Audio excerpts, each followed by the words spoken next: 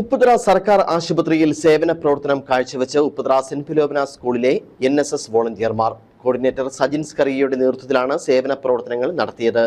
നാളെ ഉദ്ഘാടനം ചെയ്യുന്ന ഫാർമസിയിൽ മരുന്നുകൾ അടുക്കിയാണ് NSS വോളണ്ടിയർമാർ മാതൃകയായത്.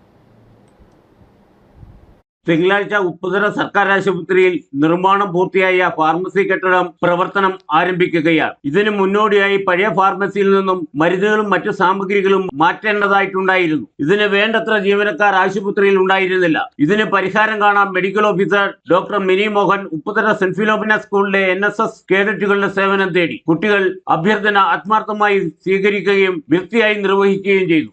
ഗവൺമെന്റ് CHC ഫാർമസി കെട്ടിടം പുതിയൊരു കെട്ടിടം നിർമ്മിച്ച് അതിന്റെ പ്രവർത്തനം ഈ ആഴ്ച ആരംഭിക്കുകയാണ്.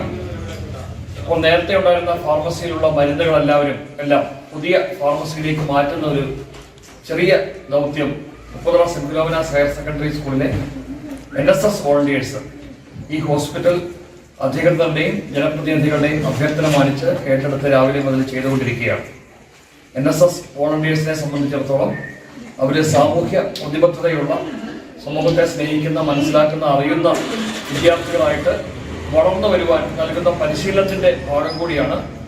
നമ്മുടെ നാട്ടില് സാധാരണക്കാരുടെയും പാവപ്പെട്ടവരുടെയും ആശ്രയമായിട്ട് പ്രവർത്തിക്കുന്ന ഈ ഗവൺമെന്റ് CHC പ്രവർത്തനങ്ങൾക്ക് അവർ സഹകരിക്കുന്നു.